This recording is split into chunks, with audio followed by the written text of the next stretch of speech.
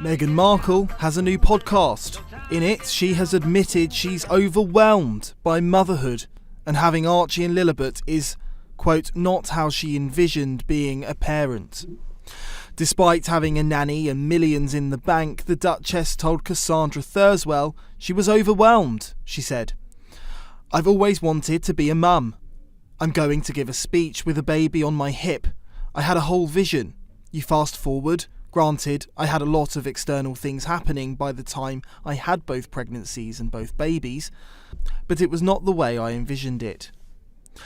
This admission comes after months of speculation of a rift between Harry and Meghan. Bev Turner said Meghan has a victim complex, which may soon lead her to resent her husband. We don't know yet how well Meghan's business is going to do. Her podcast isn't rating that brilliantly. Their Netflix deal is up for renewal later this year or early next year. Is that going to be renewed? And I'm Cameron, not sure. Everything you talked about there is Meghan. What's Harry doing apart from Invictus Games, where he appears on stage every 2 years?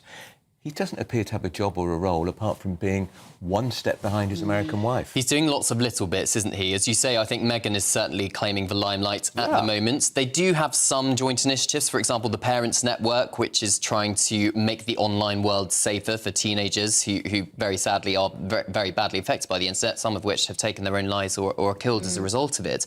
So they do have those kind of initiatives. But the problem is it's not kind of consistent and there doesn't seem to be one unique thing that they're honing in on. It seems to be just kind of throwing mud at the wall and seeing what sticks, some people would argue. But, you know, there's no reason to believe that they feel like they've failed. Meghan's Instagram is very glossy, isn't it? It looks like they're having a brilliant time in California. But we'll have to wait and see what the next couple of years has in store. She just does all these awful podcast interviews which are painful. I mean, you would literally keel over. They are so saccharine and sentimental and self-indulgent, narcissistic, belly button gazing.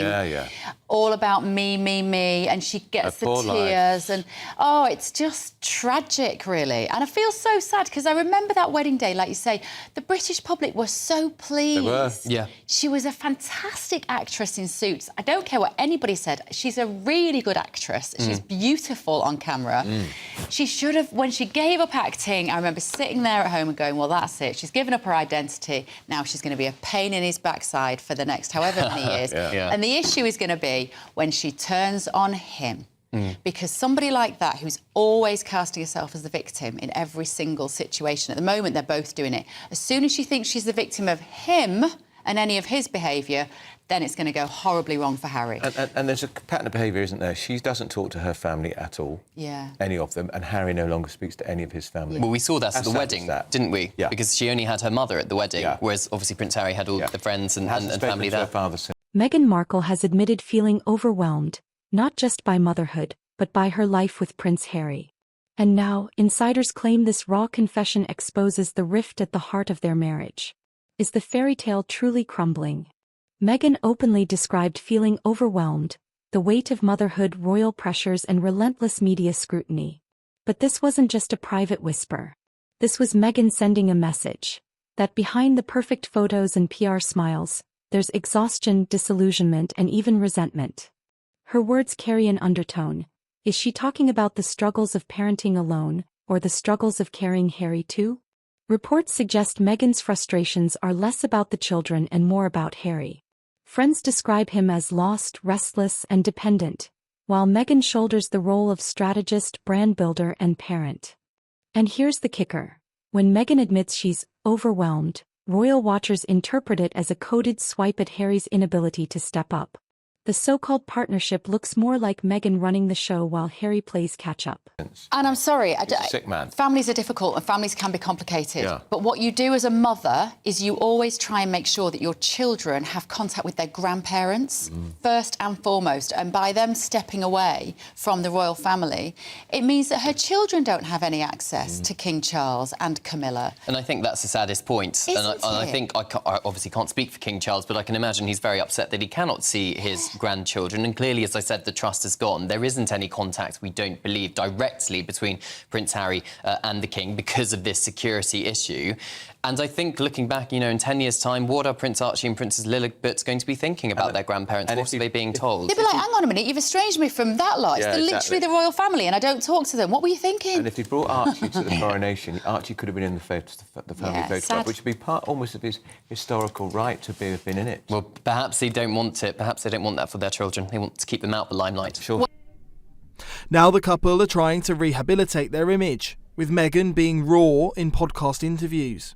My gosh, I work so hard and I appreciate what hard work looks like. I like working hard.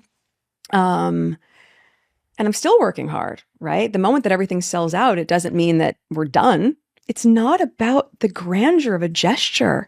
It's about I see you. I'm nurturing you and I see you so deeply. And I love being able to see your growth and I'm just so proud of them.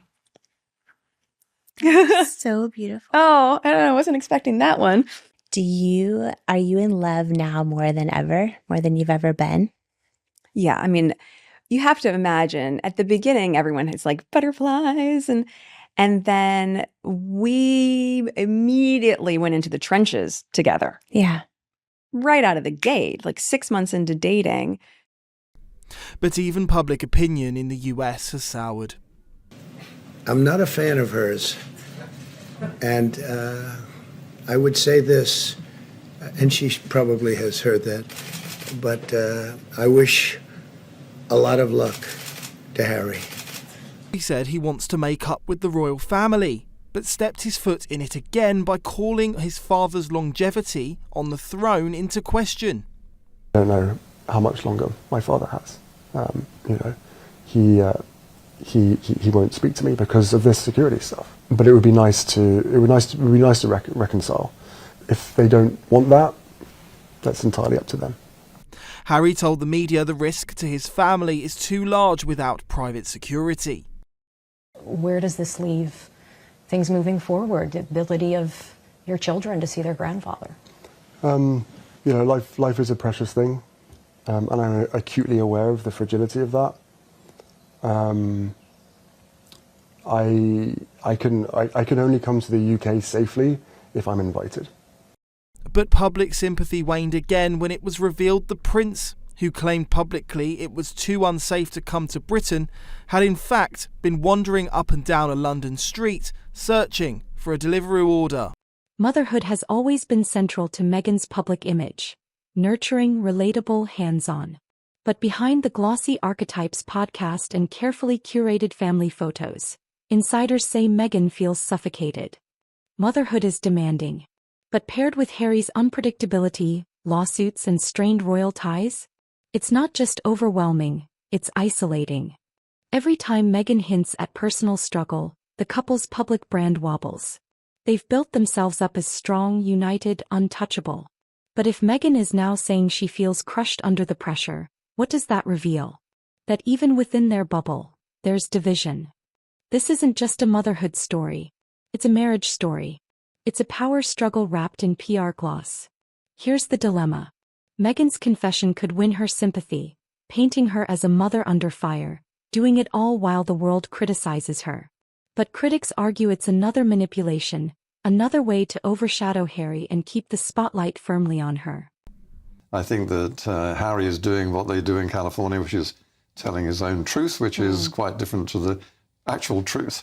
And the idea of having a Deliveroo driver, this is a man who is claiming that he needs protection from potential Al-Qaeda terrorists, having Deliveroo drivers who are often Afghani, certainly from that neck of the woods, coming to deliver with a big box Obviously, on the we back. are not suggesting that anyone that delivers for Deliveroo who might come from Afghanistan is a terrorist, but we are making the point that it could be anyone turning up at the door with a box full of anything. That's the point here, and I do get your point about... We are treading on eggshells, of course. We're treading on, but we always tread on eggshells just because we need to be very careful, but I do get the point that you're trying to make. Richard Palmer, however, said that despite reports, Harry and Meghan were strong. They have been out having a good time, celebrating Beyoncé at one of her concert things. I mean, Cowboy Carter. Yeah. Oh, right. There you go. I mean, I have to say, it's a lovely picture. I mean, they look happy. Harry in his cowboy hat. I mean, that's, you know, they seem to be getting on all right, don't they? That's my assessment of it. I mean, there's some of the reporting over the weekend has suggested it's all a PR show because things are not great behind the scenes. But I really don't pick that up, I have to say. Maybe I'm missing something, but I think there's a lot of angst there. There's a lot of angst from Harry, particularly about the family rift.